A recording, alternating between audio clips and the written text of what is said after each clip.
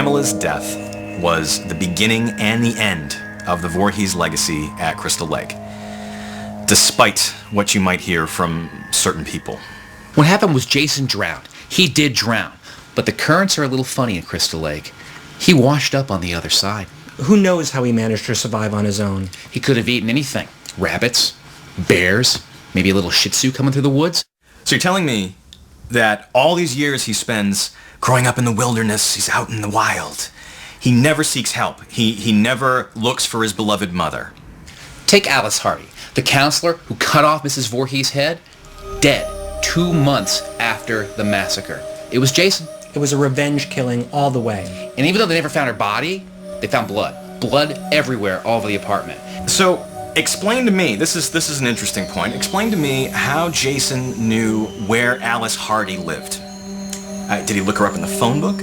According to her own sworn police statement, Alice Hardy saw a deformed boy emerge from the lake. She drifted off in a boat, and just before she was rescued, a boy lunged out of the water, a boy with all the physical characteristics of Jason. There was no boy dragging her underwater. The woman was hysterical. Plain and simple, she fell in.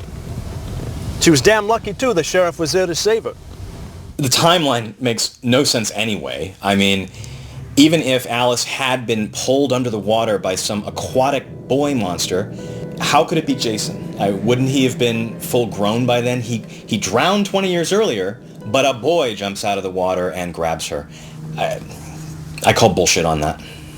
What Alice Hardy experienced in the water was what we call a subconscious projection.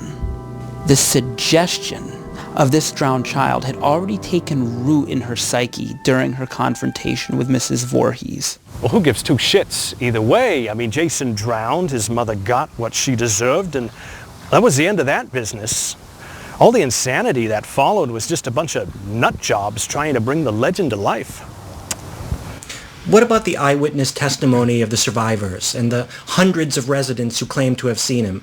Are we just supposed to disregard all of that? They each described the same killer, except for one key difference. In one instance, he was wearing a burlap sack over his face, a potato sack. Next time he was seen up at Higgins Haven, he had on a hockey mask. The kind goalies wear. My son Shelley was killed that weekend. He was my whole world. He went up to the lake with Andy, his roommate, and some friends, and I never saw him again. Oh, Shelley. Who's this guy? Is this the guy that did it? Is this the guy? I think so. What's that on his face? It's a hockey mask. Oh my. That hockey mask is from our team. That's a Red Hawk mask. I know because it's got the red arrows on it. Oh my God, he must have stolen that from Shelley, and right before he killed him. He was a funny kid. He used to like to play practical jokes, you know, and he liked to kid with people, and I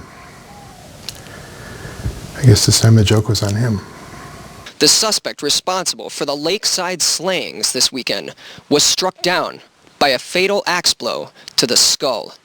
His body will now be moved to the Wessex County morgue, where it will be identified and autopsied, pending an official investigation.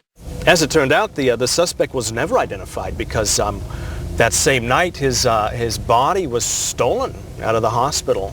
It was not stolen. It was Jason. He survived that axe wound to the head and then went right back to Crystal Lake to carry on his killing spree. That's the only explanation. It's the only one that makes sense. Science. How does a body that's been examined by a coroner, pronounced dead on arrival, get up out of a freezer and walk out of the county morgue? Gee, I don't know, man. Why don't we ask Axel, the medical examiner who put Jason on ice in the first place? Oh yeah, I forgot. We can't ask Axel a thing. He doesn't have a head. The old hacksaw mambo, courtesy of Jason. What about Robbie Morgan, the nurse on duty that night? Gutted like a fish on Jason's way out the door. Is it possible to survive a direct axe wound to the head? Well, there have been rare cases where people have survived shrapnel bullets, even whole blades being driven directly into their skull, and they've recovered completely. If the wound was superficial enough, I guess it's not out of the question. Jason returned to the area that was familiar, the woods of Crystal Lake, where he happened upon the home of the Jarvises, a recently divorced mother and her 2 children, a 17-year-old Trish and a 12-year-old named Tommy. Other than Jason himself, Tommy Jarvis is the most significant figure in the Crystal Lake saga. Here is a boy who stepped up and did what no adult could do. Tommy brought Jason literally to his knees. Well, that's about the biggest pile of horse manure I've ever heard. Whoever killed those people at the Jarvis house that weekend sure as hell wasn't the same person who escaped from the morgue. It could have been an accomplice or another copycat.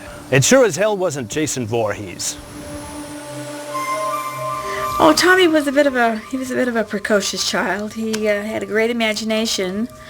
He used to draw the strangest things when he would come to class. Always had me a little bit concerned about what he was doing and what he was thinking a lot of the times. This kid was a genius at making latex monster masks. We're talking the kind of masks that would make Don Post shit himself with envy. He was so dedicated that when he came up against Jason, he beat him by turning his own face into a mask. He actually transformed himself into Jason. That's right, he seized the opportunity. He confused the killer just long enough to bring him down. Tommy's act of transforming his appearance into one that would be instantly familiar to the killer was like holding up a mirror to Jason, or at least who he thought was Jason. What that son of a bitch did, there's no words to describe. However much that maniac got what he deserved, Jarvis kid, he just went over the edge. Tommy was in such an emotional state, they had to hospitalize him. It was awful losing his mother that way. It's just so hard to believe that it even happened. Tommy Jarvis became, for all intents and purposes, a catatonic. He couldn't assimilate back into daily life, so his sister reluctantly had him committed to a state mental hospital where he remained until the age of 18.